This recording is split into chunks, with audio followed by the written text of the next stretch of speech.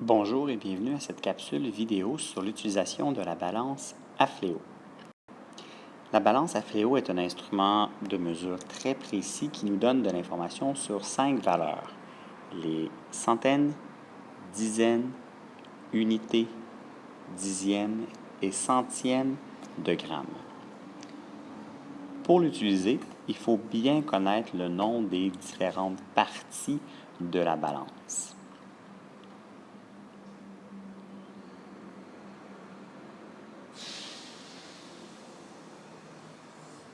Nous avons d'abord le plateau. Sous le plateau, la vis d'ajustement, la base de la balance, la jauge d'équilibre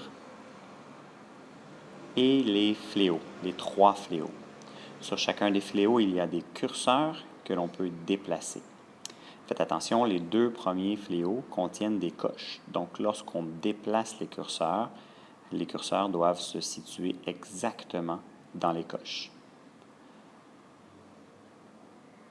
Le 3e curseur, lui, on peut le déplacer librement. Avant d'effectuer une mesure, on s'assure que la balance soit bel et bien à l'équilibre. On voit ici que l'équilibre n'est pas parfait.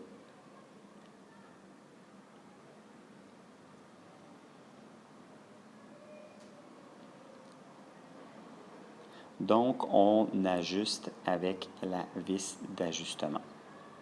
On fait un petit mouvement de rotation très simple et normalement, on arrive à avoir un ajustement parfait.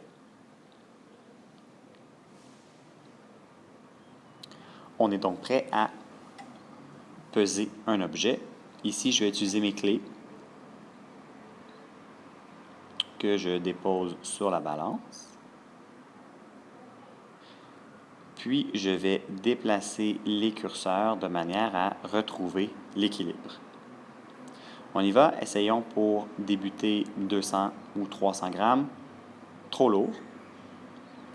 200 grammes, trop lourd aussi.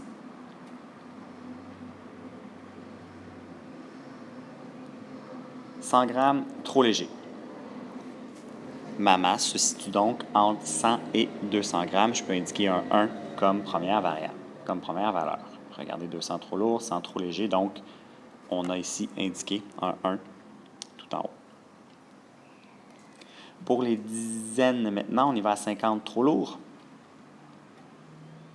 On diminue à 30, encore trop lourd. À 20, encore trop lourd. À 10, trop léger. Donc, ça se situe entre 110 et 120. Je peux placer un deuxième 1 ici.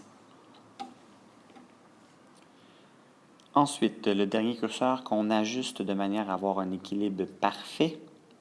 Donc, je vais vous montrer ce qui se passe sur la jauge d'équilibre au moment où j'ajuste le curseur.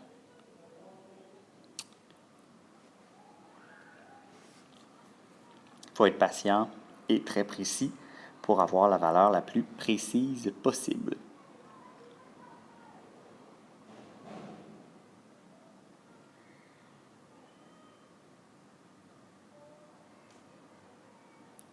Je crois que c'est bon. Un dernier petit ajustement.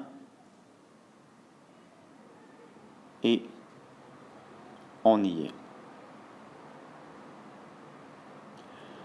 Il faut ensuite regarder le dernier curseur pour pouvoir faire notre lecture, terminer notre lecture. Donc là, présentement, on a 110. Pour les unités, les dixièmes et les centièmes, on va regarder notre dernier curseur.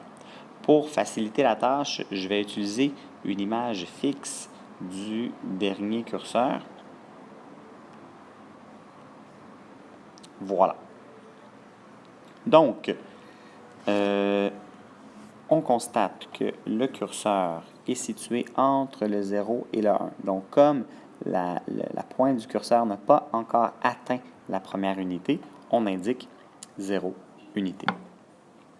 Ensuite, pour les dixièmes, on compte les petits traits. Donc, 1, 2, 3, 4, 5, 6, pas encore 7. Donc, on arrête à 6 dixièmes. Et ensuite, on fait une estimation. Nous devons estimer la position du curseur entre les deux traits. Donc, si on agrandit encore et encore et encore et encore, on voit que le curseur ici est plus près du 7 que du 6.